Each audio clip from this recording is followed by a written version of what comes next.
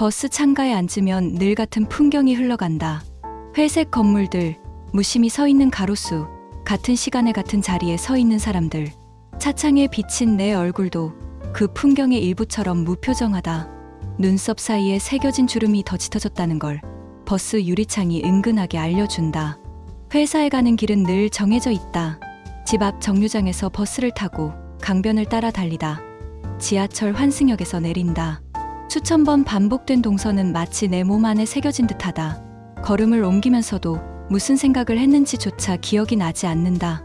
그저 발이 알아서 움직이고 몸이 알아서 반응한다. 나는 그저 흘러가는 시간 속의 하나의 부품 같다. 창밖으로 스치는 사람들의 얼굴은 다들 비슷하다. 피곤한 표정, 굳은 어깨, 텅 빈 눈빛. 문득 나도 그 무리에 섞여 있다는 사실이 서늘하게 다가온다. 나라는 사람이 특별히 남들과 다르지 않다는 것. 나만의 빛 같은 건 이미 오래전에 꺼져버린 게 아닐까 하는 의문. 버스 창문에 이마를 기대고 눈을 감는다. 오늘도 비슷한 하루가 펼쳐질 것이다. 책상 위에 쌓인 서류들, 점심시간에 나눌 형식적인 대화들, 그리고 다시 돌아올 저녁. 나를 기다리는 건 매번 같은 패턴뿐인데 그 안에서 내가 무엇을 느끼는지조차 점점 흐릿해져 간다. 이게 다일까? 마음속에서 낮게 흘러나온 질문은 버스 엔진 소리에 묻혀버린다. 아무도 듣지 못한 채 나 혼자만의 속삭임으로 남는다. 창문을 스치는 햇살이 잠시 눈부셔 고개를 돌린다. 따뜻한 빛인데도 마음은 여전히 회색빛이다. 버스가 멈추고 사람들은 무표정한 얼굴로 하나둘 내린다. 나도 그 흐름을 따라 발을 옮긴다. 그 순간 나는 스스로에게 묻는다.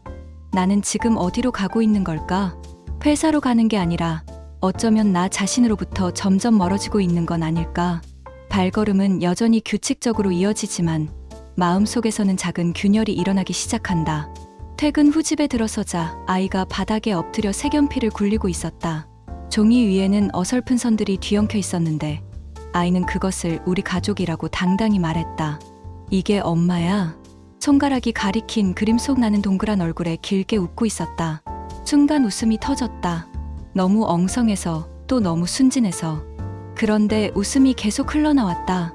목 안 깊은 곳에서부터 차오르는 오래 잊고 있던 웃음이었다. 나는 손으로 입을 가리며 아이 옆에 앉았다. 엄마는 이렇게 안 웃잖아. 내 말에 아이가 고개를 갸웃했다. 아니야, 엄마 맨날 웃어. 대꾸할 수 없었다. 정말 나는 매일 웃고 있었을까? 회사에서는 무표정한 얼굴로 하루를 보내고 거울 속에 나는 늘 지쳐 있었다. 그런데 아이의 눈에는 내가 웃는 얼굴로 남아있다는 사실이 어쩐지 낯설고도 위로가 되었다. 그날 밤 아이가 잠든 뒤에도 나는 종이 위에 웃는 얼굴을 오래 바라보았다. 내 안에서 사라진 줄 알았던 무언가가 아직 남아있는 듯했다.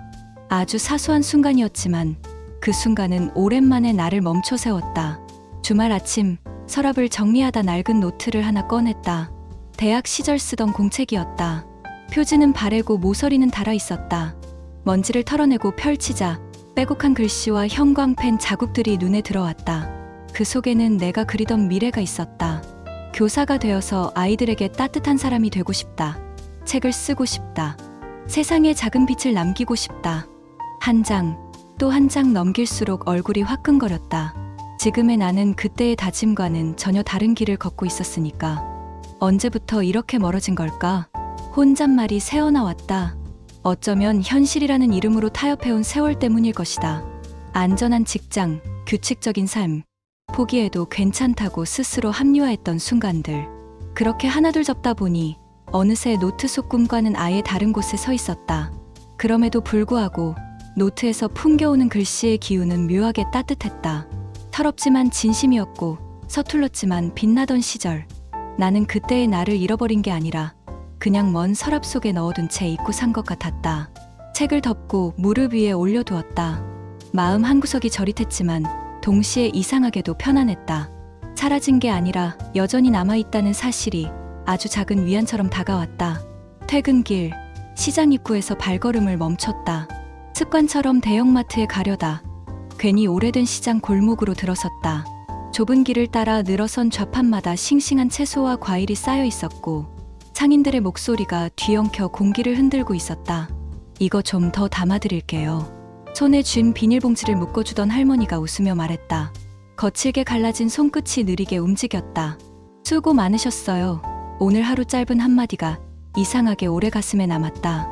그 말은 형식적인 인사 같으면서도 알 수 없는 힘이 있었다. 하루 종일 누구에게도 듣지 못한 말, 어쩌면 내가 가장 듣고 싶었던 말이었는지도 몰랐다. 어깨에 얹혀있던 피곤이 잠시 풀리는 듯했다. 집으로 돌아오는 길, 비닐봉지 안에서 채소들이 서로 부딪히며 소리를 냈다. 그 평범한 소리가 따뜻하게 느껴졌다. 사소한 친절 하나가 이렇게 마음의 균열을 메워줄 줄은 미처 몰랐다. 주말 오후, 모처럼 혼자만의 시간이 생겼다. 집안일을 미뤄둔 채 가방 하나 메고 무작정 집을 나섰다. 발길이 이끄는 대로 걷다가 작은 카페 앞에 멈춰 섰다. 평소라면 그냥 지나쳤을 자리였는데 그날은 문득 들어가고 싶어졌다. 창가 자리에 앉아 커피를 주문했다. 통유리 너머로 햇살이 번졌다. 따뜻한 빗줄기가 바닥을 길게 물들이고 있었다. 잔잔한 음악이 흐르고 옆 테이블에서는 누군가 조용히 책장을 넘기고 있었다. 나는 마치 낯선 도시에 와 있는 사람처럼 오랜만에 시간의 흐름을 의식했다. 커피 향이 코끝을 스쳤다. 김이 오르는 머그잔을 두 손으로 감쌌다. 따뜻한 열기가 손바닥으로 스며들자 이상하게 마음도 조금씩 풀렸다. 나는 그제야 창밖을 바라볼 여유가 생겼다. 지나가는 사람들, 손을 꼭 잡은 연인, 무거운 짐을 끌고 가는 아주머니, 줄지어 걷는 학생들, 다들 저마다의 속도로 살아가고 있었다. 나는 언제부터 멈추는 법을 잊어버린 걸까? 그 생각이 스치자 가슴 한가운데가 일렁였다. 늘 앞만 보고 달리느라 옆을 볼 겨를도 멈춰 숨을 고를 여유도 없었다. 그러다 보니 하루하루가 무색하게 겹쳐지고 어느 순간 내 삶이 납작해져 버린 것 같았다. 머그잔 위로 맺힌 커피 방울을 바라보며 나는 문득 떠올랐다. 어쩌면 내가 잃어버린 건 거대한 성취가 아니라 작은 순간의 눈빛이었다는 걸. 아이의 웃음, 시장에서 건네받은 따뜻한 말, 잊고 지낸 꿈의 흔적. 그것들은 다 사소해 보였지만 분명히 나를 지탱하고 있었던 것들이다. 햇살이 유리창 너머로 스며들며 내 얼굴을 감쌌다. 나는 커피잔을 들어 올리고 천천히 한 모금 마셨다. 그 따스함이 목을 타고 내려가면서 가슴 안쪽까지 번져갔다. 오래전 느껴본 적 없는 안도감이었다. 바쁘게 달리던 시간 속에서는 결코 얻을 수 없었던 아주 단순하고 작은 평온. 그것이 나를 잠시 멈춰 세웠다. 나는 창가에 앉아 그대로 오래 머물렀다. 밖에서는 사람들이 여전히 바쁘게 지나가고 있었지만 내 안에서는 무언가가 조용히 달라지고 있었다. 마치 멈춰선 이 오후가 나를 다른 길로 이끌기 시작하는 것 같았다. 주말에 친정집에 내려갔다. 현관문을 열자 익숙한 냄새가 먼저 맞아주었다. 된장찌개가 끓는 냄새, 구수하고 진한 그 향은 마치 오랜 시간 한자리에 머물러 있던 시간의 증거 같았다. 부엌에서 어머니는 늘 그렇듯 분주했다. 나물을 무치고 김치를 꺼내고 반찬 그릇들을 식탁 위에 하나하나 올려놓고 있었다. 별건 없어. 그냥 늘 먹던 거야. 어머니의 말은 늘 같았지만 그 순간만큼은 나를 어린 시절로 데려갔다. 숟가락을 들자 따뜻한 된장찌개가 입 안을 가득 채웠다. 짭조름하고 깊은 맛이 마음까지 눅진하게 덮어주었다. 나는 괜스레 눈시울이 뜨거워졌다. 특별하지 않은 음식, 늘 반복되는 반찬인데도 왜 이렇게 위로가 될까? 어머니는 나를 위해 큰 노력을 한 게 아니었다. 그저 같은 방식으로 같은 음식을 차려왔을 뿐이다. 그러나 그 꾸준함이야말로 내가 가장 갈망하던 것이었다. 변하지 않는 것, 사소해 보이지만 계속 이어지는 것, 그것이야말로 삶을 지탱하는 힘이라는 걸 나는 그날 비로소 느꼈다. 밤이 깊어갈 무렵 남편이 조용히 현관문을 열고 들어왔다. 하루 종일 지쳐 보이는 얼굴이었지만 씻을 틈도 없이 곧장 아이의 방으로 향했다. 방 안에는 스탠드 하나만 켜져 있었고 노란 불빛이 책상 위를 둥글게 감싸고 있었다. 남편은 아이 옆에 앉아 숙제 공책을 천천히 살펴주었다. 피곤한 기색이 역력했지만 아이의 물음에 성실히 대답하고 글씨를 하나하나 짚어주었다. 그 모습이 희미한 불빛 속에서 오래도록 머물렀다. 나는 문가에 서서 그 장면을 바라보다가 가슴 한쪽이 뜨거워졌다. 화려하지도 특별하지도 않은 순간이었다. 그러나 어쩌면 이런 장면들이야말로 우리 가족을 버티게 만든 힘이었을 것이다. 거창한 성취나 대단한 사건이 없어도 이렇게 소소한 밤이 차곡차곡 쌓여 지금의 우리를 만든 게 아닐까? 스탠드 불빛이 작은 원을 그리며 책상을 밝혔듯 우리 삶도 그렇게 작은 불빛들로 지탱되어 온 게 아닐까? 그때 나는 비로소 깨달았다. 내가 찾던 위로는 멀리 있지 않았다는 걸. 이미 곁에서 조용히 빛나고 있었다는 걸. 다시 월요일 아침, 나는 늘 그렇듯 버스 창가에 앉아 있었다. 회색빛 건물과 무심한 사람들의 얼굴이 스쳐 지나갔다. 분명 며칠 전과 똑같은 풍경인데 마음은 이전과 달랐다. 차창에 비친 내 얼굴도 전과 크게 다르지 않았지만 그 속에서 나는 어쩐지 조금은 환하게 빛나고 있었다. 나는 지난 며칠을 떠올렸다.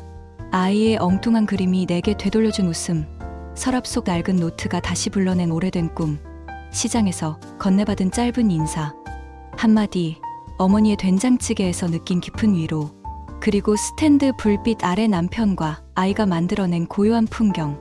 그 모든 것이 내 안에서 합쳐져 하나의 목소리를 내고 있었다. 나는 여전히 살아가고 있다. 작고 사소한 것들 속에서. 오랫동안 나는 큰 무언가를 잃어버렸다고 생각했다. 눈에 띄는 성취, 누군가가 부러워할 만한 특별한 자리. 그러나 그것이 없다고 해서 내 삶이 텅 비어 있는 것은 아니었다. 오히려 가장 단단하게 나를 붙잡아준 건 거대한 성취가 아니라 소박한 순간들이었다. 버스가 강변을 따라 달릴 때 햇살이 차창을 뚫고 들어와 내 손등을 감쌌다. 나는 그 빛을 천천히 바라보다가 미소 지었다. 따뜻한 기운이 피부를 넘어 마음속 깊은 곳까지 번져갔다. 나는 더 이상 내 삶을 회색이라 부르지 않을 것이다. 똑같이 반복되는 하루라도 그 안에는 색이 있다. 웃음의 노랑, 위로의 초록, 추억의 푸른빛, 그리고 사랑의 붉은 기운. 그것들이 섞여 만들어내는 빛은 화려하지 않지만 내겐 충분히 아름답다. 버스가 정류장에 도착하자 사람들은 무표정한 얼굴로 하나둘 내렸다. 나도 그 흐름을 따라 내렸지만 발걸음은 전보다 한결 가볍게 느껴졌다. 오늘도 똑같은 책상, 똑같은 사람들, 똑같은 일들이 나를 기다리고 있겠지만 그 안에서도 나는 다시 웃을 수 있을 것이다. 사소한 것들이 모여 내 삶을 지탱해왔듯 앞으로도 그렇게 내일을 만들어갈 것이다. 나는 이제 안다. 삶은 거창한 순간이 아니라 작고 소박한 행복들의 합창이라는 것을.